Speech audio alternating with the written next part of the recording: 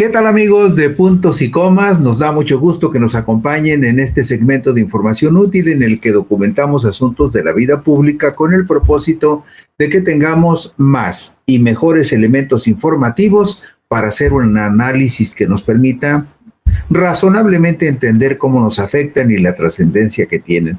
Ustedes saben que faltan solamente 8 días, es decir, dentro de 8 días, el próximo lunes a estas horas, ya estaremos hablando de que está en funciones el nuevo Poder Judicial de la Federación, porque el lunes 1 de septiembre tendrán que presentarse los nuevos integrantes del Poder Judicial para, ante el Senado de la República, comprometerse en el servicio al pueblo de México. El lunes próximo 1 de septiembre, y en el periodo que falta de aquí al 1 de septiembre se tendrán que resolver a más tardar el jueves 28 de agosto todas las impugnaciones que se hubiesen presentado con respecto a las diferentes elecciones que se llevaron a cabo.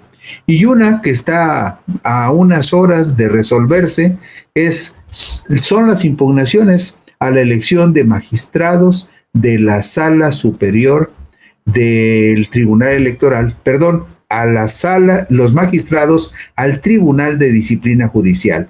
Esta impugnación a la elección de magistrados del Tribunal de Disciplina Judicial tendrá que resolverla la Sala Superior del Tribunal Electoral del Poder Judicial de la Federación. Y ya hay un proyecto de sentencia que el magistrado electoral Felipe de la Mata Pizaña publicó el pasado sábado 23 de agosto del 2025. Es un proyecto de sentencia en el que propone que se confirme la declaración de validez, la asignación y la entrega de las constancias de mayoría a los magistrados electos del Tribunal de Disciplina Judicial. Es decir, la propuesta de Felipe de la Mata Pizaña seguramente se aprobará porque tendrá el apoyo de quienes han hecho equipo, los mismos que desecharon las impugnaciones contra la elección de ministros, seguramente serán los mismos que apoyarán la iniciativa de sentencia de Felipe de la Mata Pizaña, quien pretende que se confirme la declaración de validez, la asignación y la entrega de las constancias de mayoría a los magistrados electos del Tribunal de Disciplina Judicial. Y esto tendrá que resolverte entre mañana y el jueves. Y digo mañana y el jueves porque chequé en el transcurso del día la agenda de la sesión pública de la Sala Superior de mañana, martes 26 de agosto, y no está agendado el tema que corresponde a la impugnación de la elección de los magistrados del Tribunal de Disciplina Judicial. Es probable que se agende para el próximo miércoles o incluso para el mismo jueves y que se resuelva el mismo jueves. ¿Por qué el magistrado Felipe de la Mata Pizaña considera que se debe declarar la validez y la asignación y la entrega de constancias como legítimas? Por una razón: considera infundados e inoperantes, en esos términos, infundados e inoperantes, los argumentos en la promoción de un juicio de inconformidad formulado por Verónica Patricia Gómez Schultz, aspirante a un cargo en ese nuevo cuerpo colegiado, quien pide la nulidad de los comicios realizados el domingo 1 de junio del 2025. El proyecto de sentencia será analizado y votado por el Pleno, como le decía a usted, a más tardar el jueves 28 de agosto, cuando se vence el plazo establecido en el artículo 2 transitorio de la reforma al Poder Judicial, que señala que se deben resolver las impugnaciones a los comicios judiciales en esa fecha máximo. ¿Por qué? Porque los magistrados del nuevo Tribunal de Disciplina Judicial rendirán protesta ante el Senado de la República el próximo lunes 1 de septiembre del 2025. Y para que quede constancia, en la diapositiva número 3 tenemos en pantalla quiénes fueron los candidatos ganadores y la votación que cada uno de ellos obtuvo para convertirse en magistrados electos del nuevo Tribunal de Disciplina Judicial. Ahí ve usted que la señora Celia Maya García fue quien más votos obtuvo, con 5.238.377. Ella logró el 8.08% de la votación total y por lo tanto ella será la próxima presidenta del Tribunal de Disciplina Judicial. Y quedó en segundo lugar Eva Verónica de Gives Zárate con el 7.78%, y en tercer lugar un varón, Bernardo Batis Vázquez, después Indira Isabel García Pérez y Rufino H. León Tobar en el quinto lugar con el 6.23%. Estos son oficialmente los que ganaron su derecho a ser magistrados del nuevo Tribunal de Disciplina Judicial, una nueva entidad de una importancia y trascendencia fundamental, esencial para la buena marcha de todo lo que queremos que suceda con este reformado Poder Judicial de la Federación. ¿Por qué? Porque ellos van a vigilar la conducta de ministros, magistrados y jueces. Y en la diapositiva número 4 tenemos los rostros sonrientes, la mayoría de ellos, de quienes el próximo lunes 1 de septiembre ante el Pleno del Senado rendirán protesta. Ahí los tiene usted para que los vaya conociendo. Estas serán personas importantísimas en la reforma judicial. Mañana compartiremos con ustedes algunos detalles de las tareas y responsabilidades relevantes que tendrán estas personas: Cecilia Maya García, Ana Verónica de Gives, Bernardo Batis, Indira Isabel García Pérez y Rufino H. León Tobar. Y hay un dato que es muy importante. Fíjese usted, como lo vimos en la diapositiva 3, que los cinco que fueron electos magistrados, los 5 llegaron postulados por el Poder Ejecutivo de la República. Es decir, son candidatos que llegaron con el aval de la presidenta Claudia Sheinbaum Pardo. Lo vemos en la diapositiva 3, Luis, ahí vemos poder que postuló, Poder Ejecutivo, Celia Maya García. Eva Verónica de Gives llega porque estaba en funciones, lo mismo que Bernardo Batis, aunque sabemos que ellos fueron propuestos para el actual Consejo de la Judicatura por la Presidencia de la República. Y luego Indira Isabel García llegó por el Poder Ejecutivo y Rufino H. León también por el Poder Ejecutivo. Es decir, es gente que llegó con el respaldo de la presidenta Claudia Sheinbaum Pardo.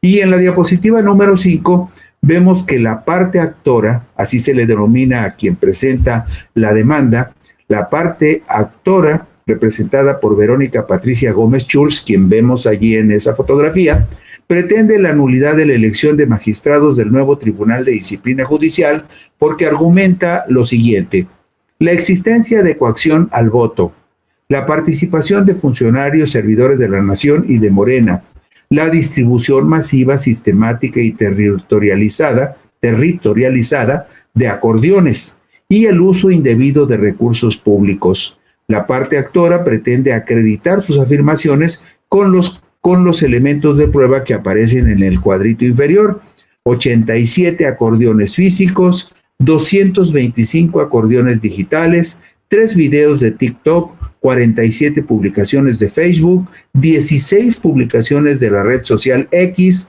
y 34 notas periodísticas sobre la presunta existencia de acordeones.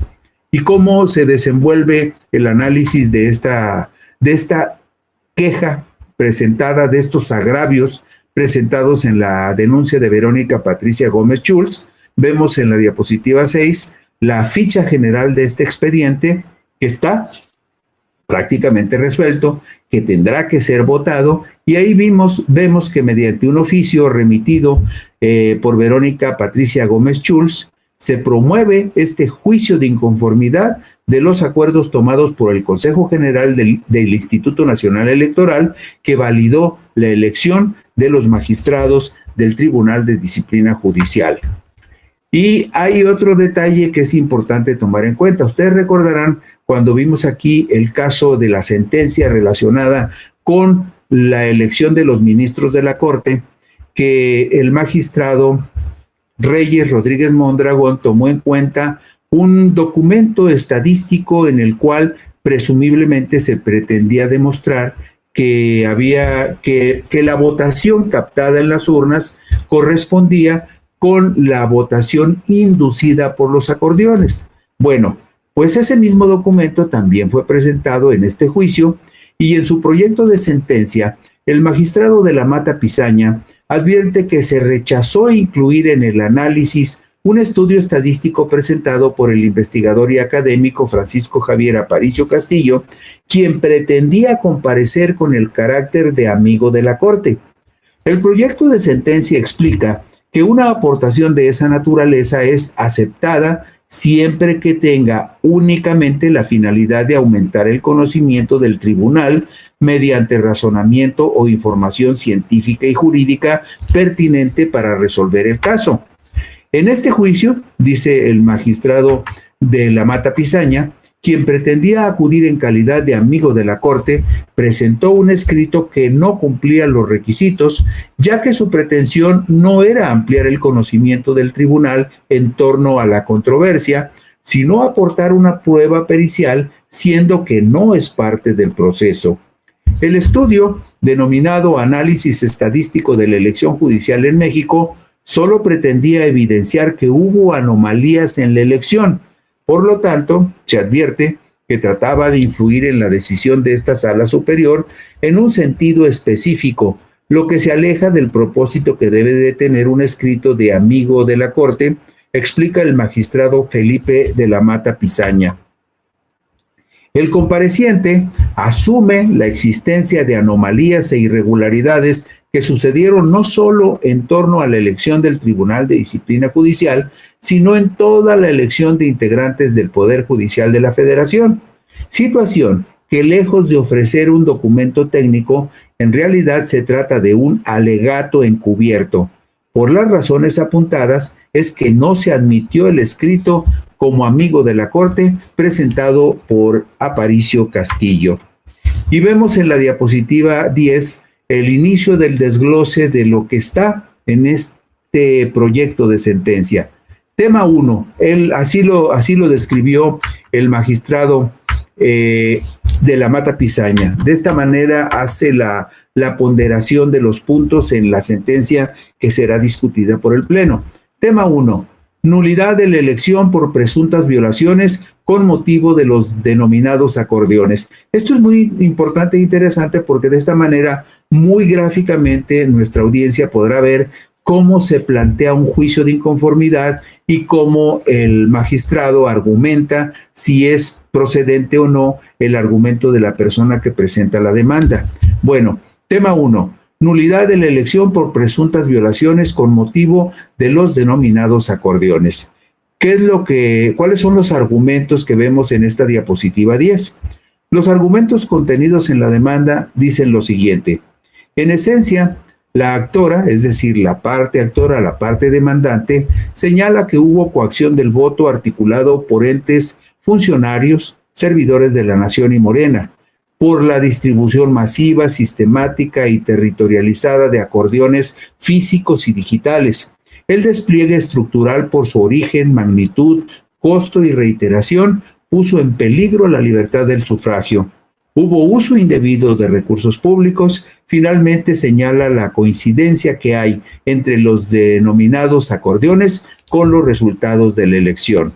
Y en la diapositiva 11 vemos la decisión del tribunal sobre los argumentos con respecto a la nulidad de la elección por presuntas violaciones con motivo de los acordeones. ¿Qué dice el magistrado de la Mata Pizaña?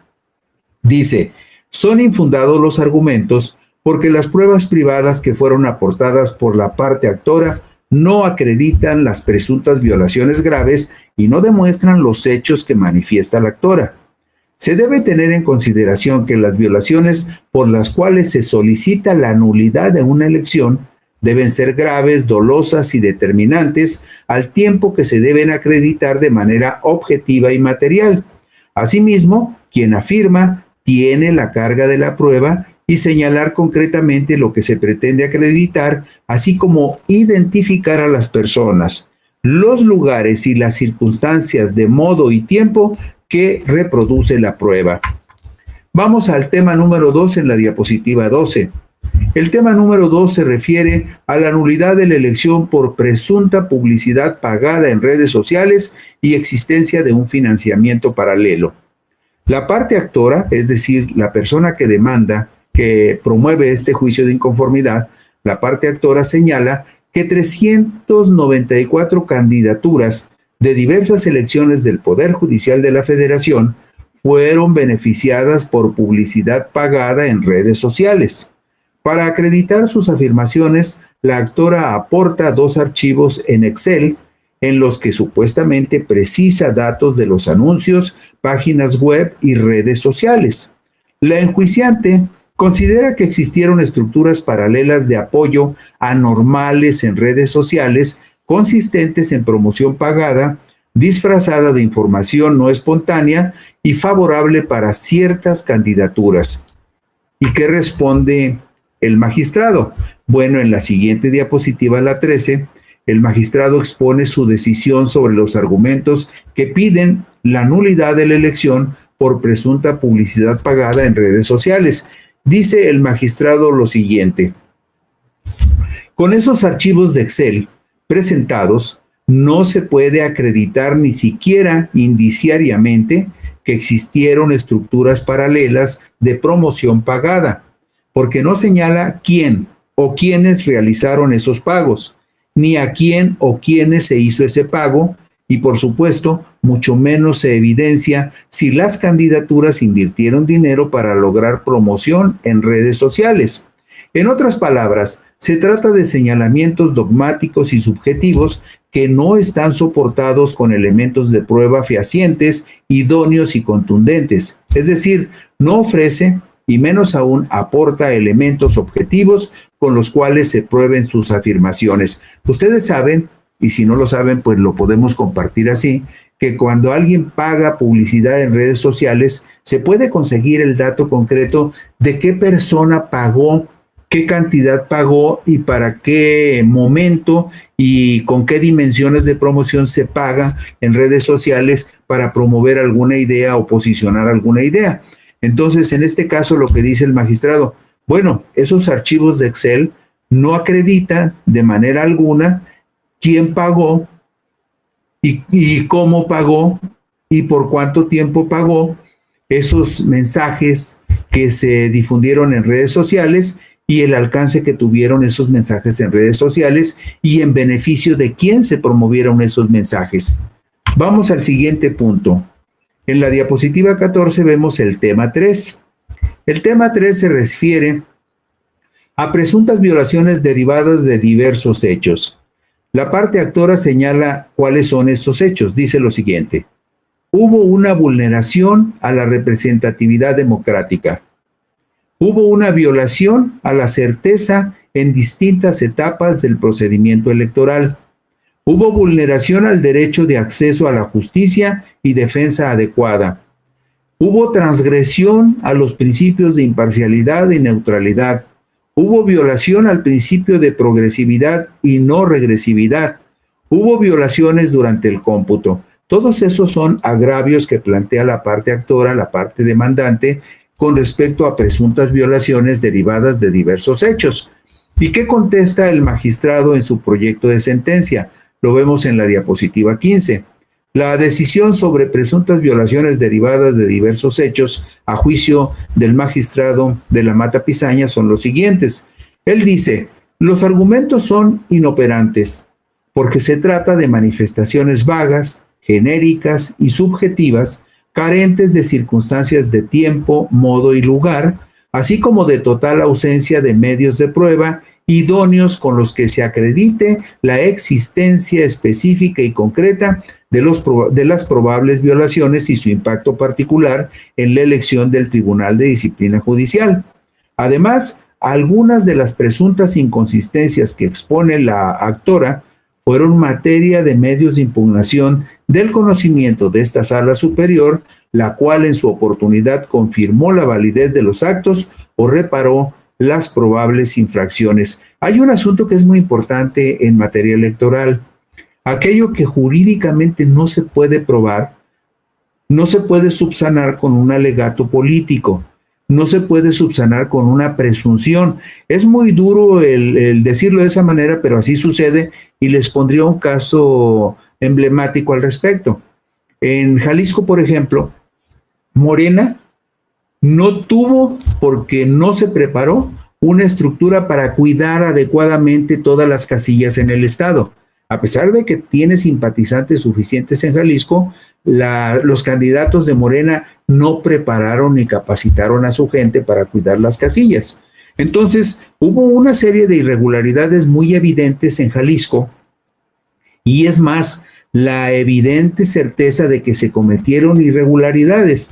Pero el problema es que esas irregularidades, aunque fueron muy evidentes, no se pudieron probar jurídicamente porque Morena no las documentó, porque no tuvo gente capacitada en las casillas. Entonces, aunque en algunos casos puede existir la supuesta certeza de que hubo irregularidades, si jurídicamente no se prueban, los dichos por sí mismos y las presunciones no son pruebas jurídicas que ante un magistrado tengan algún valor importante. A eso se refiere aquí el magistrado de la Mata Pizaña cuando dice que los argumentos son inoperantes porque se trata de manifestaciones vagas, genéricas y subjetivas, carentes de circunstancia, de tiempo, modo y lugar. Vamos al siguiente punto. La diapositiva número 16. La valoración de las pruebas presentadas por la parte actora. ¿Qué dijo el magistrado de la Mata Pizaña en su proyecto de sentencia y por qué las descalifica? Bueno, él plantea que la existencia de los acordeones no prueban que ese tipo de documentos fueran difundidos durante el procedimiento electoral, ni mucho menos usados el día de la jornada comicial. De ahí que no se tengan por acreditados ni siquiera indiciariamente la existencia de una campaña sistemática, masiva y territorializada con el propósito de coaccionar el voto de la ciudadanía, ni mucho menos influir en los resultados electorales. O sea, allí están los acordeones e incluso ustedes se recordarán que el magistrado Reyes Rodríguez llevó incluso algunas cajas hasta con acordeones.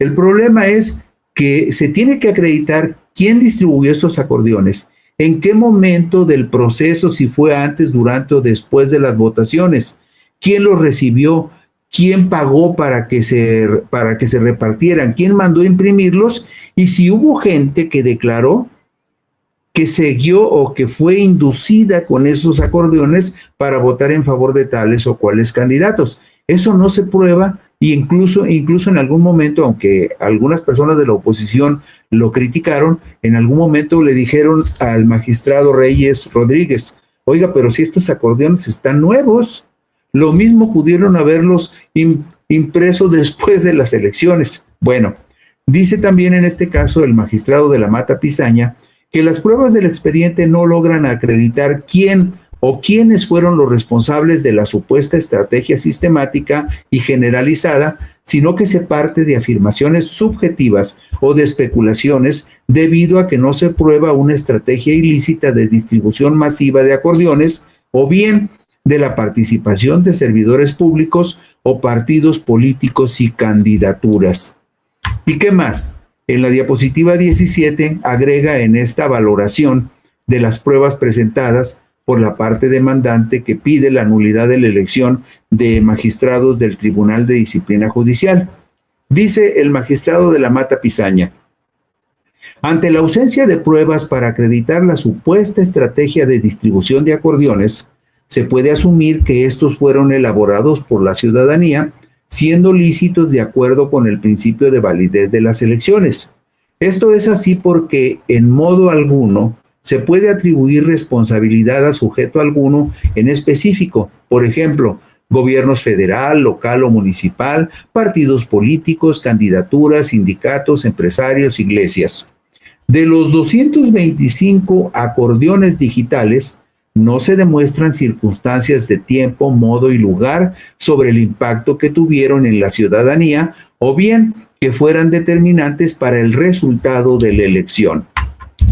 Y luego en la diapositiva 18 vemos las conclusiones del proyecto de sentencia con respecto a impugnaciones de la elección de magistrados del Tribunal de Disciplina Judicial. ¿Qué dice en sus conclusiones el magistrado de la Mata Pizaña? Dice en el punto 1, en modo alguno se acredita la existencia de una estrategia ilícita coordinada, sistemática y generalizada para influir indebidamente en el voto de la ciudadanía a través de la distribución masiva de acordeones o guías de votación. Punto número 2. No hay una sola prueba de que un ciudadano plenamente identificable haya sido presionado. Es decir, no se prueba la existencia de coacción al voto. Punto número 3. No se prueba la participación de funcionarios, servidores de la Nación y de Morena. Ninguna prueba logra acreditar quién o quiénes fueron los responsables de la supuesta estrategia ilegal. Y punto 4. No se prueba el uso indebido de recursos públicos.